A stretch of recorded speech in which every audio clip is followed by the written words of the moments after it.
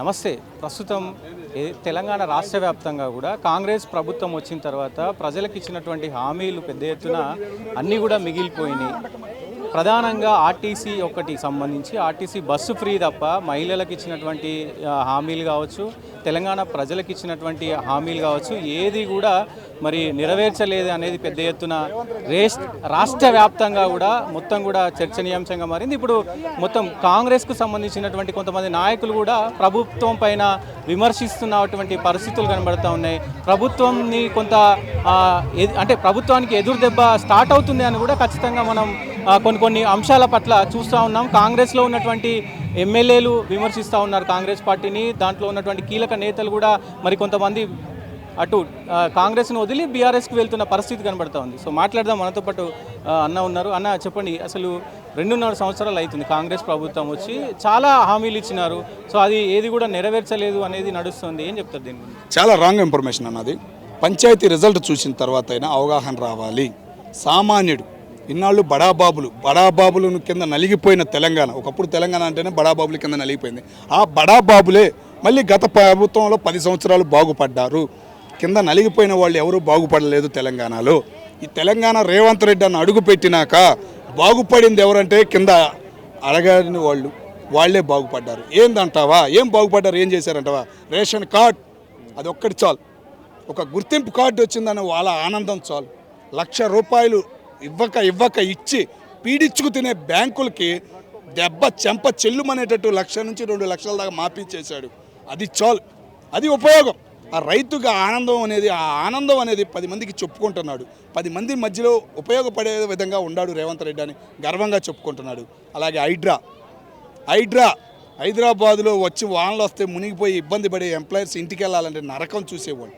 అలాంటి దాన్ని సముద్రాల్లో నదులు లేవని ఎక్కిరిచ్చే వాళ్ళకి నది విలువ ఏంటి, చెరువు విలువ ఏంటి, పార్కు విలువ ఏంటి అనేది సొసైటీకి మళ్ళీ చూపించి ఎక్కడెక్కడో దాగున్న వాళ్ళు కూడా బయటకు వచ్చి హైడ్రాకు ఫోన్ చేసి ఒక గవర్నమెంట్ అధికారి పనిచేస్తే ఎట్లా ఉండిద్ది అనేది సొసైటీకి ఈరోజు చూపించాడంటే రేవంత్ రెడ్డి గారు. కానీ తెలంగాణ ప్రజలు, రైతన్నలు పెద్ద ఎత్తున ఇబ్బంది పడుతున్న పరిస్థితి ఉంది. 15,000 ఇస్తా అన్నటువంటి ఏదైతే రైతు బంధు ఉందో అది 12,000 ఇస్తున్నారు. అది కూడా ఇప్పుడు జనవరిలో పడాల్సినటువంటి రైతు బంధు ఇప్పుడు మొన్న పడుతుంది. సో తీవ్ర ఇబ్బంది ఉంది. యూరియాకు ఇబ్బంది ఉంది. అన్ని విషయాలలో కూడా లేట్ అవుతున్న పరిస్థితి కనబడుతూ ఉంది. పెద్ద ఎత్తున మరి విమర్శలు కూడా వస్తున్నాయి కదా. అంటే గత ప్రభుత్వం చేసిన అప్పులకి ఆన్లైన్ ప్రాసెస్ అనేది తెలంగాణ పరంగా అయిపోయింది. వచ్చిన గవర్నమెంట్ సొమ్ము మొత్తం గవర్నమెంట్ అధికారులకి ఆ అప్పులకే పోతాం. పడికి రూపాయి అనేది రేవంత్ రెడ్డి అన్న చేతికి రాలేదు. దానివల్ల ఎక్కడెక్కడ ఉన్న భూములు, గవర్నమెంట్ భూములు ఏడాడు ఉన్నాయి. దాగున్న దొంగ సొమ్మును మొత్తాన్ని బయటికి తీసి అది జనానికి ఉపయోగించడంలో కొద్దిగా లేట్ అయ్యింది. కాబట్టి మొన్న రీసెంట్గా రైతు భరోసా కూడా పడింది. మీరు అన్నట్టు గవర్నమెంట్ దగ్గర డబ్బులు లేవు అనుకుందాం, కానీ మూసీకి 150,000 కోట్లు మరి రిజర్వ్ చేస్తున్నారు. రైట్, మంచి క్వశ్చన్ అడిగావన్నా. ఎవరన్నారన్నా 150,000 కోట్లు అంటే మాటలు అనుకుంటున్నావా? ఒక గాంధీ మహాత్ముని పెడతానికి పెద్ద పెద్ద దొరలు బయటకు వస్తారు.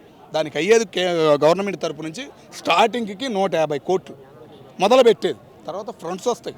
మహాత్ముడి మీద అభిమానం ఉన్న వాళ్ళు ఎంతోమంది హైదరాబాద్లో ఉన్నారు, బయటికి వచ్చి ఇస్తారు. ముందుకు కదిలిద్ది, ఒక పార్కు, ఒక వాతావరణం ఉపయోగపడిద్ది. ఆ పక్కన ఇంకా 4 ఇల్లులు బాగుపడ్డాయి అనుకో, ఆ నలుగురు వచ్చి ఇంకా రూపాయి వేస్తారు. దమ్ముందా? హైదరాబాద్ సొమ్ముంది. 60 సంవత్సరాల ఆంధ్రులు, తెలుగు వాళ్ళు కష్టం హైదరాబాద్. ఆ సొమ్మును తీసుకెళ్ళి ఏడాడో పెడతాను, ఒకటే దోచు తింటానంటే ఎట్లా? 900 మంది విద్యార్థులు చనిపోతే వచ్చిందయ్యా తెలంగాణ. ఆ విద్యార్థులకు ఉపయోగపడే పని చేయాలిగా. వచ్చింది కానీ పోలీసు నోటిఫికేషన్లు వదిలేరు, కానిస్టేబుల్ ఫిలప్ చేశారు. నిరుద్యోగం అనేదే లేకుండా చేస్తున్నారు. ఇంకా మళ్ళీ 16,000 15,000 నోటిఫికేషన్లు. సంవత్సరానికి 2 లక్షల ఉద్యోగాలు ఇస్తా అని చెప్పిండు. 2 లక్షల ఉద్యోగాలు కాస్త మొత్తం ఈ 2.5 సంవత్సరాల్లో కూడా దాదాపు 60,000 అని చెప్తారు గవర్నమెంట్, కానీ అఫీషియల్గా ఒక 20,000 ఎంతో ఇచ్చినట్టు మరి అఫీషియల్గా డీటెయిల్స్ వస్తున్నాయి. కానీ గవర్నమెంట్ మాత్రం 60,000 ఇచ్చింది. మరి మాట తప్పినట్టు. 60,000 లెక్క కూడా నేను చెప్పగలను. కానిస్టేబుల్ 20, టీచర్లు 20, మినిమం సచివాలయం ఉద్యోగులు 20. క్లారిటీగా కనపడుతుంది ఆడ. సీఏలు కానీ అన్ని పరంగా ఇంకా ఇస్తానన్న హామీ ప్రకారం ఉన్నాయి. ఇంకా దగ్గరగా చెప్పిన లెక్క ప్రకారం 8,16,000 గవర్నమెంట్ ఉద్యోగాలు ఖాళీలు ఉన్నాయి. కానీ రిటైర్మెంట్ 2 ఇయర్స్ పెంచి వెళ్ళిన గత ప్రభుత్వం వల్ల ఇబ్బంది పడుతున్నారు. కాబట్టి 2 సంవత్సరాలు ఇబ్బంది అనేది ఎదుర్కొన్నారు. రేపు మే నెల ఆఖరికల్లా ఆ నోటిఫికేషన్లన్నీ రెడీ అవుతాయి. ఆ రిటైర్ వాళ్ళందరినీ తీసేసి నోటిఫికేషన్ వదిలి ముందుకు నడిచిద్ది రేవంత్ రెడ్డి అన్న గవర్నమెంట్ అని కళాఖండగా మేము చెప్పగలం. కరెక్ట్. మీరు అన్నది కూడా ప్రభుత్వానికి కొంత వెసులుబాటు లేదు, కొంత అప్పులలో ఉంది. ఓకే, కానీ ఇటు బీఆర్ఎస్ విమర్శిస్తుండొచ్చు కాంగ్రెస్ ప్రభుత్వం పైన, అటు బీజేపీ కూడా విమర్శించవచ్చు. కానీ అక్కడ కాంగ్రెస్లో ఉన్నటువంటి సీనియర్ నాయకులు విమర్శిస్తూ ఉన్నారు, అక్కడ ఎమ్మెల్యేలు కూడా విమర్శిస్తూ ఉన్నారు. మరి ఇది కూడా మరి కాంగ్రెస్కు మచ్చనే కదా. ఏమి విమర్శిస్తున్నారన్నా, ఏమి విమర్శిస్తున్నారు? 40 సంవత్సరాలు ఇలాగే ఎవడికి నేనే రాజు అని కాంగ్రెస్ పార్టీని నలిపేశారు. చరిత్ర ఉందన్న కాంగ్రెస్ పార్టీకి, ఇలాంటి వాళ్ళ వల్ల నలిగిపోయింది. కానీ ఒక మార్పు తెచ్చాడు, ఓకేనా? రేవంత్ రెడ్డి అన్న ఒక మార్పు తెచ్చాడు, చంద్రబాబు శిష్యుడు అనిపించాడు. రాజకీయ నాయకుల్ని ఎలా ముందుకు నడపాలనేది నడిపిస్తున్నాడు. వ్యాపారపరంగా ఏదైనా ఇబ్బంది ఉందా? పగ్మానంగా ఉంది నీకు. ఎటు చూసినా కానీ ఒక అభివృద్ధి అనేది పరిగెడుతుంది, అది చాలు. పల్లెటూరులను గ్రహిస్తున్నాడు, పల్లెటూర్లకు ఒక ఆదాయం చూపిస్తున్నాడు, అదే కావాల్సింది, ఓకేనా? రైతుల పరంగా ఇబ్బంది లేదు, కూలీల పరంగా ఇబ్బంది లేదు, హైదరాబాద్ 10 మంది వచ్చినా బతకగలుగుతున్నారు, భయం అనేది లేదు. మరి కొంచెం విషయం చెబుతున్నా, ఇప్పుడు దాకా ఓల్డ్ సిటీ జోలికి వెళ్ళిన వాళ్ళు ఎవడూ లేరు. కాంగ్రెస్ పార్టీ గత నుంచి వైఎస్ వచ్చారు, చంద్రబాబు నాయుడు గారు ఎంతమంది ఉన్నారు, ఓల్డ్ సిటీని కదిలిచ్చాడు. ఇప్పుడు మరి ఒక మెట్రో అయిపోతాడు. ఇక్కడ కూడా చిన్న చిన్న ఇల్లులే కూలుస్తున్నాడు, పెద్దవాళ్ళే ఇవ్వాలి కూల్చట్లేదు. హైడ్రా చాలా కార్యక్రమాలు చేసింది, ఒప్పుకోవాల్సిందే. బతుకమ్మ కుంట కావచ్చు, కుకట్పల్లి చెరువు కావచ్చు, ఇవన్నీ కూడా మంచి కార్యక్రమాలే. కానీ పేదల ఇల్లులు ప్రత్యేకంగా చాలా నష్టపోయినాయి. నిన్న ఏదైతే పటాన్ చెరువుకు సంబంధించి, అటు సిద్దిపేట సంగారెడ్డికి సంబంధించినటువంటి ఐలాపూర్లో కూడా పెద్ద ఎత్తున కూలగొట్టడం జరిగింది. దానిపైన కోర్టు కూడా స్టే ఇవ్వడం జరిగింది. ఇది కొంత మరి ప్రజలకు ఇబ్బంది కలిగే విషయమే కదా. గెస్ట్ హౌస్ పెద్దది, అది గోలగొట్టలేదా? పక్కనే పెద్ద గెస్ట్ హౌస్ అన్న, అది గోలగొట్టలేదా? పక్కన అపార్ట్మెంట్ గోలగొట్టారుగా, మరి పక్కన ఉన్న పాకాలు వదిలేశారుగా. మరి అపార్ట్మెంట్లో ఉన్న వాళ్ళకి నష్టపరిహారం ఓన్గా కొనుక్కున్న వాళ్ళు ఎంతమంది? దానిలో 20 మంది. మిగతా వాళ్ళందరూ రెంట్లు కొన్నవాళ్ళు. ఆ రెంట్లు ఎవరికి ఇస్తున్నారో ఏందనేది కూడా క్లారిటీ లేదండి. మరి ఇంకేం చెబుతాం? ఆ బడాబాబు పేరు బయటికి రావాలిగా, వచ్చిందా? రాలేదు. మరి ఇంకేంది? ఆడితారో ఎంత లాగాలి ఏందనేది. ఒక అధికారి, గవర్నమెంట్ అధికారి సరిగ్గా పనిచేస్తే రాజకీయ నాయకుడు కాదు, బడాబాబు అయినా భయపడాల్సిందే. ఇప్పుడు నిజమైన వాళ్ళని భయపెడుతున్నారు. ఇది సొసైటీలో ముందుకు సాగాలి, సామాన్యుడు బతకాలి, మిడిల్ క్లాస్ వాడు బ్రహ్మాండంగా రోడ్డు మీద తిరగాలంటే చేయాల్సిన పది ఇది. గవర్నమెంట్ అధికారి ఆడి బయట పెట్టేసి ఆడిని సావగొట్టకూడదు.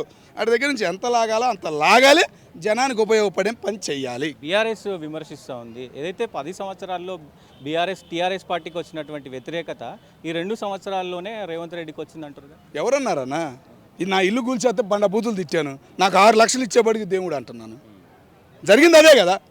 ఇప్పుడు నువ్వు ఏడైనా తీసుకో, నువ్వు ఇప్పుడు మొత్తం కూలగొట్టిన ఇళ్ళ దగ్గరికి వెళ్ళి ఇప్పుడు వెళ్ళి పలకరి, అన్న నష్టపరిహారం వచ్చిందన్న అని కళాఖండగా చెప్పారన్న. నాకు నేను వెళ్ళా, 2-3 అడిగా, ఏందన్నా ఇల్లు గోలగొట్టారు, ఏంది నీ పరిస్థితి ఏంటంటే, ఏ ఇల్లు గోలగొట్టాడు నా దాని మీద ఎంత వచ్చింది, నాకు ఇంకా 10 లక్షలు ఎక్స్ట్రా ఇచ్చాడు, మంచి టైంలో ఉపయోగపడింది అన్న, స్పాట్లో ఇచ్చారన్న అంటే ఇచ్చారన్న అని కళాఖండగా చెబుతున్నారు. మరి ఇంకేం కావాలి చెప్పు నీకు?